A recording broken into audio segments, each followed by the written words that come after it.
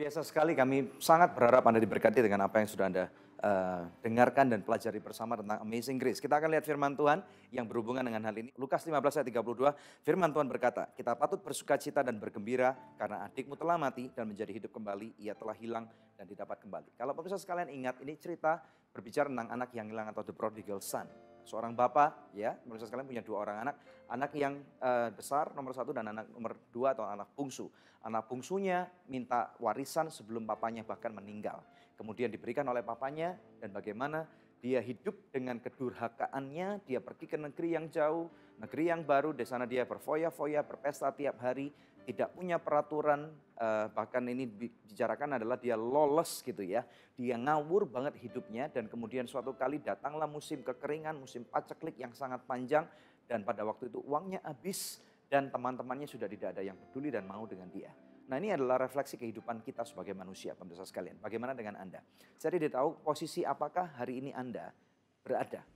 Mungkinkah hari ini Anda sudah jauh daripada Tuhan dan kemudian Anda klik channel ini dan kebetulan Anda melihat ada channel ini dan saya percaya ini bukan kebetulan. Nah, kita lihat fokus dulu kepada anak bungsu ini. Pada saat itu kita tahu bahwa dia sedang dalam kondisi yang sudah nggak punya apa-apa. Dia begitu miskin, hancur, dan bahkan dia nggak punya lagi harga diri. Karena sebagai orang Yahudi tidak mungkin dia mau dekat dengan babi. Karena babi adalah dianggap binatang yang najis. Tapi dia harus berebut makanan dengan babi. Dia lihat makanan babi itu jadi enak banget. Padahal kita tahu bahwa kalau kita deketin babi aja baunya udah minta ampun, kayak nusuk hidung banget gitu ya. Nah, di sana dia rebutan makanan dengan babi. Pada saat itulah dia mulai tiba-tiba, saya percaya ini gak ada yang tiba-tiba. Roh Kudus pada saat itu bekerja dengan cara yang luar biasa. Membawa suatu penyadaran bahwa hei, ngapain lu makan makanan babi gitu ya. Bukankah di rumah bapak lu itu ada makanan begitu banyak dan ada banyak sekali orang-orang yang bekerja untuk bapak lu di sana dan mereka nggak pernah nggak pernah kelaparan, tinggal di rumah yang cukup nyaman walaupun mereka bekerja sebagai zaman dulu katanya budak gitu ya, pemirsa sekalian. Nah, di sanalah tiba-tiba Roh Kudus membawa penyadaran dan kita mulai melihat di dalam Alkitab dikatakan bagaimana dia berpikir, kalau gitu saya akan berkata kepada papa saya akan pulang, "Pah, saya jadi orang bayaran deh, saya jadi budak nggak apa-apa deh. Yang penting saya bisa makan cukup dan saya nggak perlu jadi rebutan makanan dengan babi." Nah, pemirsa sekalian dengar baik-baik. Ini berbicara masalah pertobatan. Saya tidak tahu apakah yang membuat Anda bisa berpaling kembali kepada Tuhan. Mungkin ada suatu hal yang Roh Kudus lagi gerakkan di dalam hatimu. Dan Anda berpikir punya intensi atau tujuan yang bahkan mungkin tidak selaras-selaras banget gitu loh ya.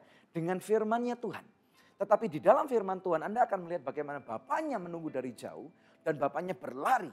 Jadi ini kita melihat ada dua aspek nih bagaimana pertobatan terjadi. Yang pertama penyadaran dulu daripada Roh Kudus. Yang kedua orang itu atau Anda menangkap sesuatu yang kelihatannya tidak jelas. Bahkan Anda berpikir ini intensinya saya bisa manipulasi ayah saya. Dia seorang ayah dan dia pasti mau menerima saya. Tetapi rupanya Roh Kudus punya rencana yang berbeda.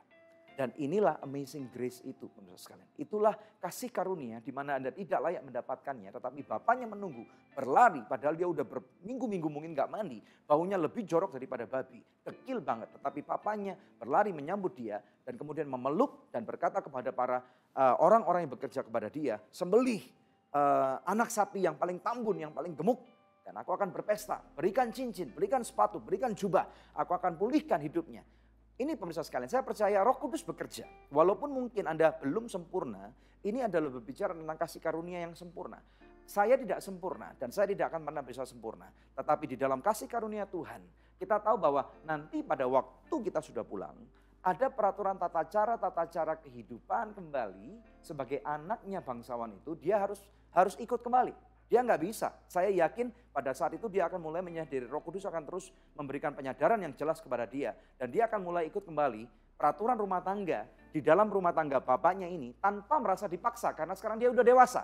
Jadi dia mengerti tata cara mengenai jam berapa dia harus bangun, berangkat ke kantor dan apa yang dia harus lakukan sebagai seorang ahli waris. Walaupun ini memang nggak tertulis dalam Lukas 15. Tetapi saya percaya bahwa ada after story-nya yang kita harus mengerti bahwa di sana Tuhan Yesus berkata, kamu akan memerintah bersama dengan aku dan di dalam kerajaan surga aku akan membuat kamu berdampak karena kamu adalah garam dan terang bagi dunia ini dan garam sifatnya adalah substance atau zat yang sangat kecil tidak kelihatan pada waktu diisi air panas atau dalam masukkan makanan dalam kuali, garam itu kemudian dissolve atau hanyut tetapi memberikan rasa yang begitu kuat Nah inilah adalah panggilan Anda. Pada waktu Anda berjalan dalam kasih karunia Tuhan. Dan bagaimana Anda mengerti apa yang menjadi hatinya Tuhan dalam peraturan ketatanegaraan kerajaan surga. Anda akan mulai melihat bagaimana kerajaan surga akan datang kepada banyak orang melalui kehidupan Anda. Anda dimerdekakan dalam satu roh yang memerdekakan. Apakah Anda diberkati dengan acara hari ini? Kalau Anda diberkati acara dan hari ini dan Anda mau mengerti lebih dalam tentang kasih karunia Tuhan, tentang amazing grace-nya Tuhan. Maukah Anda berdoa bersama dengan saya? Mari kita berdoa. Bapa, di dalam nama Tuhan Yesus Kristus, Engkau melihat setiap kehidupan yang ada di sini. Engkau tahu kehidupan daripada anak-anak-Mu. Dan oleh karena itu Bapa, aku berdoa bagi mereka, terutama mereka yang satu ingin bertobat. Engkau yang memberikan penyadaran. Dan biarlah mereka bertobat dengan suatu hal yang menjadi kehendak-Mu. Dan kedua Tuhan, biarlah kami mengerti lebih dalam tentang amazing grace-Mu, tentang apa yang menjadi hati-Mu Bapa. Karena Engkau adalah Bapa kami yang baik. Engkau tidak memberikan penghukuman kembali kepada kami, tetapi Engkau ingin memulihkan kehidupan kami sebagai anak-anak-Mu. Di dalam nama Tuhan Yesus Kristus, aku memberkati engkau pemirsa sekalian. Terima kasih karunia Tuhan. Terima kebenaran kerajaan surga yang mutlak dan absolut nilainya di dalam kehidupan saudara. Dalam nama Tuhan Yesus Kristus, aku memberkati saudara yang percaya bersama dengan saya. Katakan. Hai pemirsa, Anda diberkati dengan episode yang baru saja Anda saksikan. Jangan lupa subscribe di channel YouTube kami, oke? Karena masih ada begitu banyak episode Good News lainnya yang pasti akan memberkati kehidupan Anda.